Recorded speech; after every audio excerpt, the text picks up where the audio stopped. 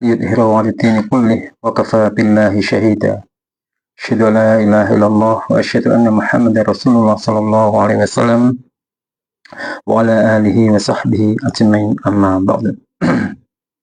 Para Bapak Ibu Saudara semua, kita melanjutkan mengkaji kitab yang dijadikan rujukan oleh saudara kita di Islam Jamaah. Untuk kali ini kita buka Kitabul Imarah halaman pertama. Bismillahirrahmanirrahim. Alhamdulillahilladzi hadana lihada wa ma kunna linahtadiya laula an hadana Allah. Laqad ja'at rusulu rabbina bil haqq wa nutu an tilkumul jannah uristumuha bima kuntum ta'malun. Asyhadu an la ilaha illallah wa asyhadu anna Muhammadar Rasulullah sallallahu alaihi wasallam wa ala alihi wa ashabihi ajma'in. Amma ba'd. Kitabul Imarah, catatan tentang imarah, keamiran, kepengurusan. Babu maja fi qaulihi ta'ala, ya ayyuhalladzina amanu atiiullaha wa atiiur rasula wa ulil amri minkum. Wahai orang-orang yang beriman, taatlah kalian kepada Allah, taatlah kepada utusan, dan juga taatlah kepada orang yang mempunyai perkara di antara kalian. Ini surat An-Nisa ayat 59. Nah, dalam ayat ini berisi perintah untuk taat kepada Allah, taat kepada Rasulullah, juga taat kepada ulil amri. Nah, yang dimaksud ulil amri itu ulama mengatakan ada 4. Yaitu yang pertama penguasa, orang yang mempunyai otoritas memberikan perintah kepada kita. Kemudian yang kedua adalah para ulama, orang yang mengajarkan kita ilmu dan mengenal sunnah. Yang ketiga adalah menurut sahabat adalah semua, menurut ahli ilmu adalah semua sahabat Rasulullah. Dan yang keempat adalah yang lebih spesifik, yaitu Abu Bakar dan Umar. Akan tapi menurut ulama, termasuk Ibnu Qayyim al-Jauziyah, yang dimaksud ulil amri adalah penguasa dan ulama. Nah, kalau yang dimaksud ulil amri adalah penguasa, orang yang memerintah kita atau mengatur kita, maka perintah mereka memang wajib untuk ditaati. Selama batasnya, selama perintahnya itu tidak perintah maksiat. As-sam'u wa ta'ah haqqun ma lam yu'mar bil maksiyah. Mendengarkan dan taat kepada ulil amri, penguasa, itu hukumnya wajib selama perintahnya itu tidak mengandung maksiat. Fa idza umira bi maksiatin fala sam'a wala ta'ah. Ketika perintahnya itu mengandung unsur maksiat, maka tidak boleh didengarkan, juga tidak boleh taat. Nah, dalam Islam Jamaah, kalau kita anggap Bapak Imam, kemudian sak bawahannya, sak pengurus-pengurusnya, sak orang yang yang mengatur jamaah di situ, ijtihadnya maksiat, maka kita juga tidak boleh mentaatinya. Ini umpama Bapak Imam yang dibaiat, diakui oleh teman-teman kita yang di Islam Jamaah itu dianggap sebagai pengatur, dianggap sebagai penguasa, maka ijtihadnya pun juga harus dikoreksi sesuai dengan Al-Quran dan hadis. Dulu ada nasihat Ijtihad Jamaah, kalau tahu ada ijtihad Bapak Imam yang maksiat, membuat sayembara, itu Bapak Nur Hasan itu ya, maka langsung diberikan hadiah jika mampu melihat, meneliti ijtihad yang maksiat. Dan kita tahu sendiri bahwa salah satu ijtihadnya, salah satu perintahnya dalam Islam Jamaah itu adalah menganggap orang di luar jamaah adalah kafir. Itu salah satu perintahnya dan keyakinannya. Menganggap orang di luar jamaah adalah kafir, dan kita mengikuti ajakan itu, mengikuti akidah itu. Berarti ini termasuk perintah atau ajakan yang maksiat. Karena menganggap kafir orang di luar kelompoknya, nah, ini perlu timbangan syariat. Tidak boleh langsung gebyah seluruh Islam di luar jamaahnya itu kafir. Karena apa? Karena ketika kita menganggap orang lain kafir, umat Islam yang lain selain golongan jamaahnya itu kafir, maka akan banyak sekali syariat-syariat yang terputus. Misalkan dalam hal sholat, karena menganggap di luar jamaah itu kafir, sehingga muncul syariat baru. Artinya menganggap sholat di belakang mereka menjadi tidak sah. Pernikahan juga demikian, karena menganggap orang di luar jamaah itu kafir, sehingga ketika KUA yang ditunjuk oleh pemerintah untuk menikahkan kaum muslimin, ini akhirnya dianggap tidak sah, sehingga muncul syariat baru, yaitu nikah dalam. Kemudian ketika kita menganggap orang di luar jamaah kita ini kafir, maka termasuk hal waris, ya kan, termasuk hal waris ini seharusnya diberikan. Misalkan ada orang tua yang masih jamaah, kemudian anaknya qadarullah keluar dari jamaah, dianggap murtad, dianggap kafir, sehingga ketika pembagian waris anaknya yang dianggap keluar dari jamaah, dianggap murtad, ini hukumnya tidak mendapatkan bagian dari waris.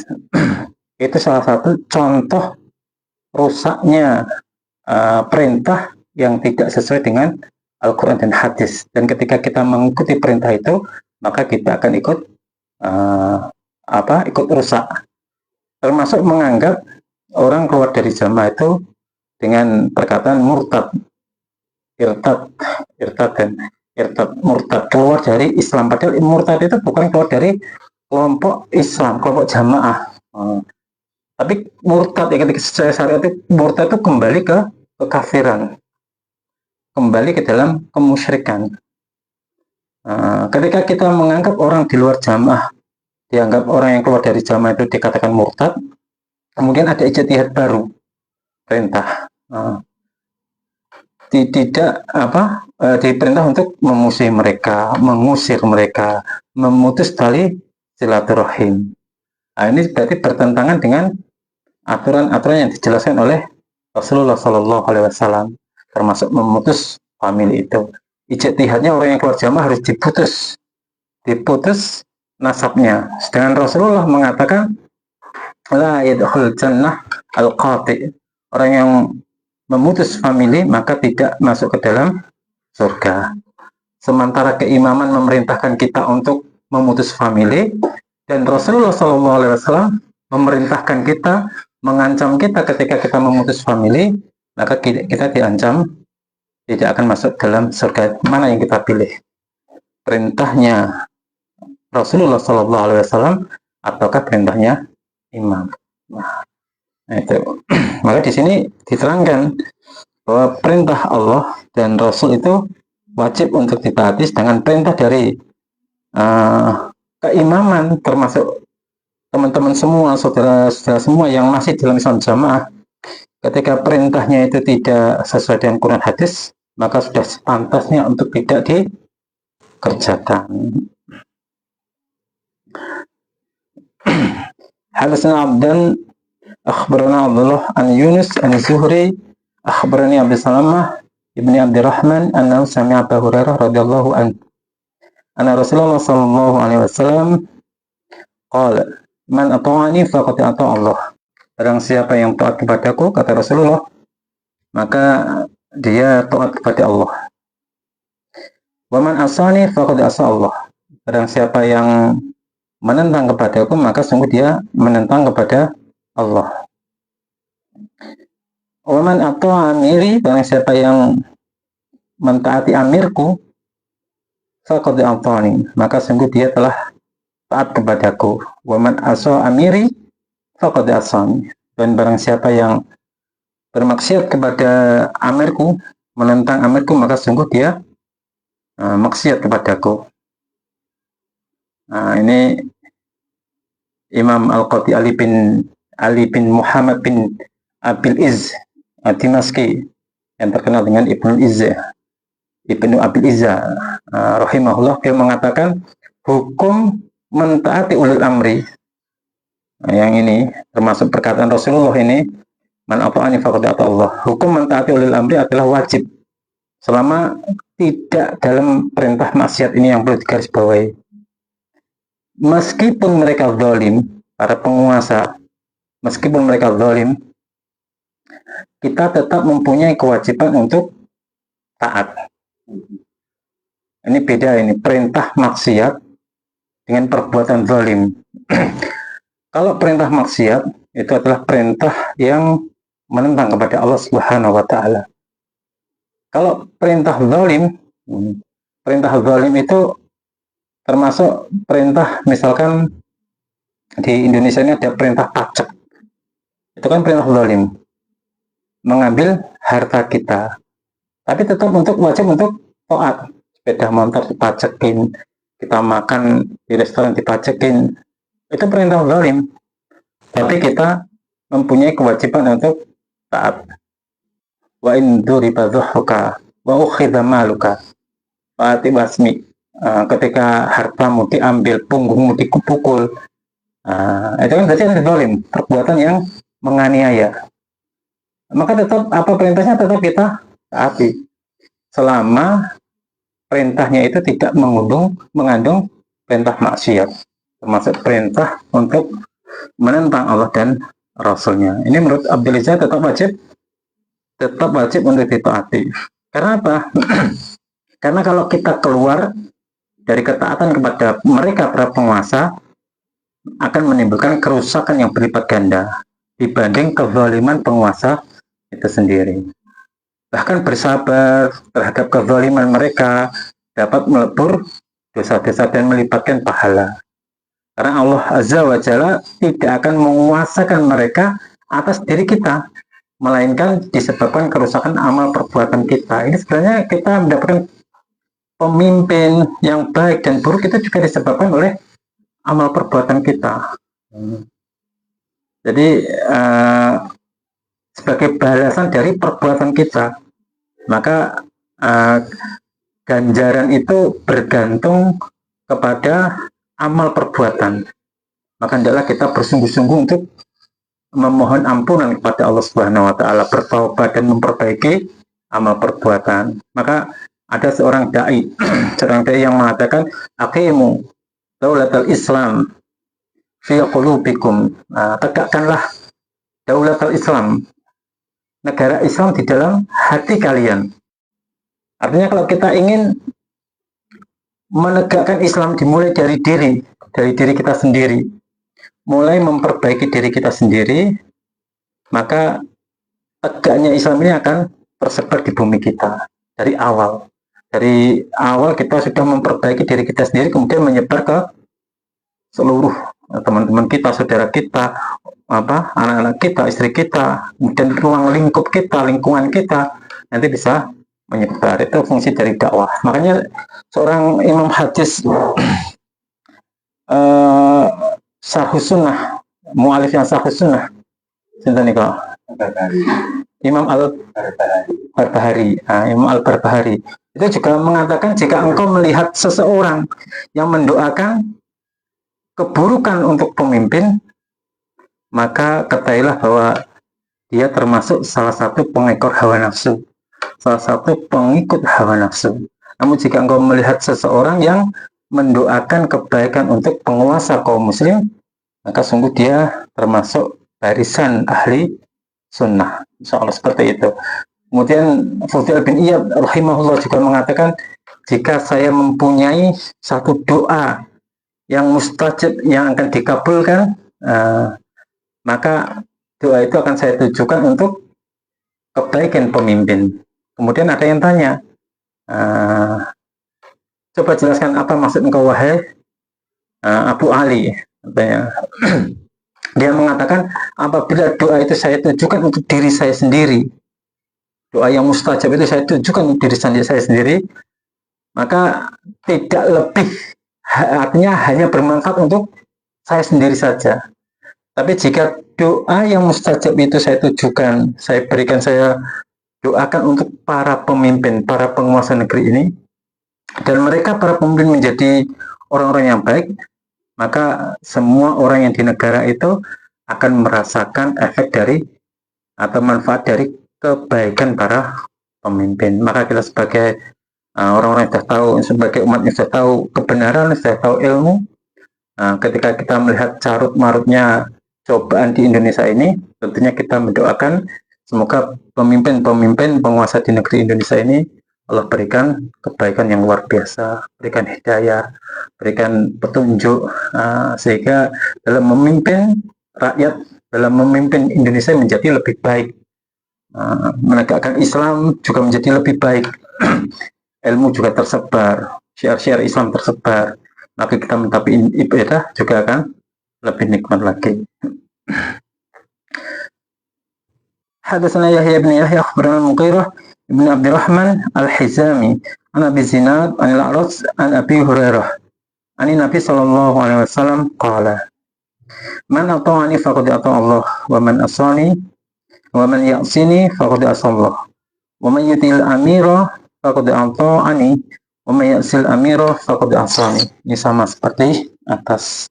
Ini perbedaannya tadi ketika ijtihadnya dalam jokam itu kan, kalau dalam jokam itu kan menentang, bertabrakan dengan Allah Rasul. Apalagi termasuk di dalam jokam itu ada perintah yang seolah-olah taat kepada imamnya itu melebihi taat kepada Allah dan Rasulnya. Ini juga lebih bahaya lagi ini. Kalau tadi yang saya sampaikan, mentaati perintah imamnya dalam jokam itu harus dikolerasikan dengan perintah Allah Rasul. Keimaman dalam jokam memerintahkan orang yang keluar dari jamaah dimusuhi, ya kan, dimusuhi, diputus kerabatnya, familinya. Sedangkan Rasulullah mengatakan orang yang memutus famili diancam tidak masuk ke dalam surga. Ini kan sudah bertentangan. Ini namanya maksiat seperti ini. Perintahnya itu bertentangan dengan perintahnya Allah dan Rasulullah. Ini sudah bertentangan. Sedangkan pemerintahan di Indonesia seburuk-buruknya pemerintahan itu tidak ada yang penguasaan, tidak ada yang seperti yang dikatakan oleh Jokam, memutus famili itu tidak ada. Tapi pemerintahannya itu bersifat zalim, menganiaya zalim. Dan dalam Jokam itu jelas pemerintahan yang maksiat, jelas menentang. Dalam Jokam, dalam Islam Jami itu sudah tahu bahwa memutus famili itu adalah perbuatan yang ditolak menurut syariat. Banyak sekali cerita orang yang sudah hijrah kemudian dipisahkan dengan anak istrinya, kemudian diusir. Ada pula kemarin saya lihat dulu, saya dengar itu ada yang ditinggalkan oleh orang tuanya, ditinggalkan, diajak pergi kemudian ditinggalkan di terminal. Berarti kan memang pemahaman yang salah itu akan memperparah kondisi dari pemahaman Jokam itu. Artinya kita benar-benar salah. Ini udah tahu ini perintah yang salah, tapi ketika kita ikuti maka akan memperparah keadaan kita. Oleh karena itu yang masih di Jokam, teman-teman semua yang masih di Jokam, tidak apa panjenengan membandingkan perintah dari imamnya jenengan dinilai dengan Quran dan hadis, sesuai apa enggak dengan Quran hadis itu enggak apa-apa, dilihat, ditimbang dengan Quran dan hadis. Ketika ijtihadnya itu tidak sama dengan Quran hadis dan malah bertentangan, maka jalan yang terbaik adalah hijrah. Jalan yang terbaik adalah hijrah, keluar dari jamaah dan menetapi Islam sesuai dengan Al-Quran dan Al-Hadis. Hadatsana Ismail hadatsani Malik an Abdullah bin Dinar an Abdullah bin Umar radhiyallahu anhuma anna Rasulullah sallallahu alaihi wasallam ala kullukum ra'in. Ingatlah setiap kalian adalah pengembala wa kullukum mas'ulun an ra'iyatihi. Dan setiap kalian akan ditanya dari gembalaannya. Setiap kalian adalah pemimpin dan akan dimintai pertanggungjawaban atas apa yang dipimpinnya. Fal imam alladzi 'alan nasi ra'in, seorang imam yang dia didapuk memimpin manusia, wa huwa mas'ulun an ra'iyatihi, maka dia juga akan ditanya, akan dimintai pertanggungjawaban an ra'iyatihi, atas ra'yahnya, atas rakyatnya. Jadi seorang imam, amir, dia adalah pemimpin manusia secara umum, dan dia akan dimintai pertanggungjawaban atas mereka, rakyatnya. Warajulun ra'in ala ahli baitihi, dan seorang laki-laki itu menjadi pemimpin atas keluarga rumahnya. Wa huwa mas'ulun an ra'iyatihi, dia menjadi pemimpin atas istri dan anak-anaknya, dan dia akan ditanya tentang apa yang sudah menjadi pertanggungjawabannya. Wal mar'atu ra'iyatun ala ahli baiti zawjiha, seorang perempuan dari seorang istri adalah pemimpin di dalam rumah tangga suaminya. Ahli baiti wa huwa mas'ulun an ra'iyati wal mar'a sudah wa waladihi wa hiya mas'ulatun anhum. Dan anak-anak, artinya perempuan yang ada di dalam rumah tangga ini, dia menjadi pemimpin. Wa huwa an wal mar'atu ra'iyatun ala ahli baiti zawjiha wa waladihi wa hiya mas'ulatun anhum. Nah, itu maksudnya seperti itu. Seorang istri adalah pemimpin di dalam rumah tangga suaminya dan pemimpin dari anak-anak suaminya, dan dia juga akan dimintai pertanggungjawaban atas apa yang dia pimpin. Wa abadur rajuli, dan budaknya seorang laki-laki, ra'in ala mali sayyidihi, seorang hamba saya, seorang budak itu juga adalah pemimpin dalam urusan harta tuannya. Dia akan dimintai pertanggungjawaban atasnya. Ala fakullukum ra'in wa kullukum mas'ulun an ra'iyati, maka ingatlah setiap dari kalian adalah pemimpin dan setiap kalian akan dimintai pertanggungjawaban atas apa yang dipimpinnya. Hadis ini memang menjelaskan bahwa termasuk suami ini ya, yang lebih intern, yang lebih pokok itu jelaskan bahwa suami itu juga akan dipertanggungjawab, akan ditanyai perihal keluarganya. Apakah anak-anaknya, istrinya diajari agama, apakah telah dilarang dari kesyirikan, apakah telah diperintahkan untuk sholat, apakah telah diperintahkan anak istrinya untuk menutup aurat dan semisalnya. Sehingga suami wajib memberikan pengajaran kepada istri dan anak-anaknya, membimbing mereka untuk taat kepada Allah. Maka dalam hadis dalam kitab Riyadhus Shalihin, Imam An-Nawawi itu membuat judul sebagai berikut, sama seperti ini: Babu wujubi amrih ahlahu wa auladahul mumayyizin wa sa'iraman fi ra'iyatihi bi ta'atillah. Jadi membuat bab wajibnya bagi seorang suami untuk memerintahkan istri dan anaknya yang sudah mumayyizin. Mumayyiz itu sudah bisa membedakan antara baik dan buruk, sudah memulai mempunyai kewajiban untuk sholat, serta semua orang yang ada dalam tanggung jawabnya untuk mengerjakan ketaatan kepada Allah. Wa nahyihim anil mukhalafati wa ta'dzibihim wa man'ihim min irtikabi manhiyin an. Juga menjelaskan tentang melarang mereka, anak dan istrinya, dari semua yang menyimpang. Artinya yang Allah larang itu apa?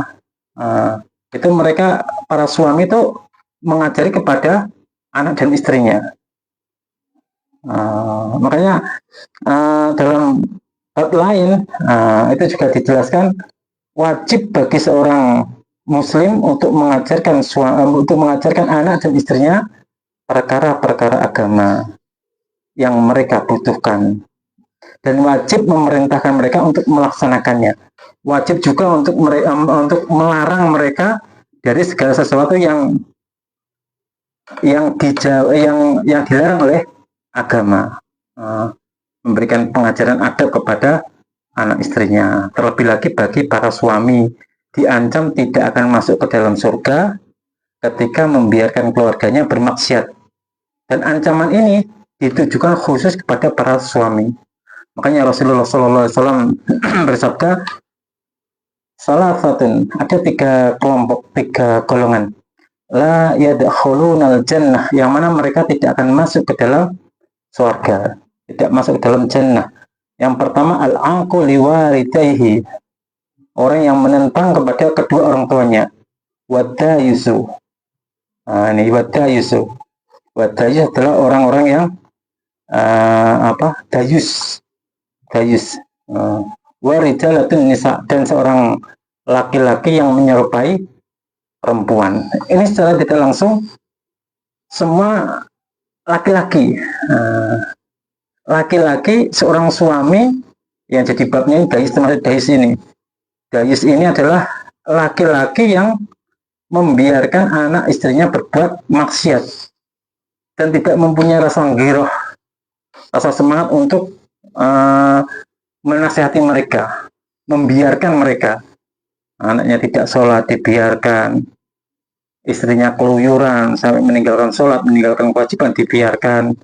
Nah, ini termasuk dayus ini.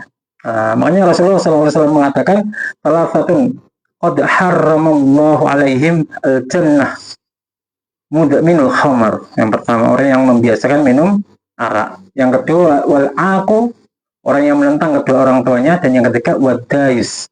Ini yang ketiga, dayus. Apa itu dayus? Alladzi yuqirru fi ahlihil khabar. Dayus itu adalah orang yang setuju, orang yang membiarkan ahli keluarganya, anak istrinya berbuat keburukan, berbuat maksiat. Maka sebagai suami, maka tugas kita sebagai suami adalah menjaga anak istri kita untuk selalu taat kepada Allah. Ku anfusakum wa ahlikum naro. Itu tugas kita. Termasuk tugas dari pemimpin ini. Masuk pemimpin ini juga akan ditanyai. Maka nasihat saya bagi orang-orang yang didapuk sebagai pengurus di dalam jokam, jenengan nanti di akhirat akan ditanyai tentang apa yang jenengan lakukan di dalam jokam, yang Anda perintahkan di dalam jokam. Saya yakin ada di pusat, yang ada di pusat, ulama-ulamanya jokam, Islam Jamaah yang ada di pusat, saya yakin jenengan semua tahu ilmu, jenengan semua tahu batasan-batasan, Umur itu tidak ada yang tahu kapan kita mati. Maka jika jenengan sudah tahu ternyata ijtihad-ijtihadnya dalam jokam adalah ijtihad yang maksiat, perintah-perintahnya dalam jokam ternyata perintah yang maksiat, segera hentikan, segera bertaubat sebelum dipanggil oleh Allah Subhanahu wa taala dan diminta oleh pertanggungjawaban oleh Allah Subhanahu wa taala. Salah demikian yang bisa saya sampaikan, dan kurang lebihnya dalam menyampaikan saya mohon maaf yang sebesar-besarnya. Subhanakallahumma bihamdik, asyhadu an la ilaha illa anta, astaghfiruka wa atubu ilaik. Assalamualaikum warahmatullahi wabarakatuh.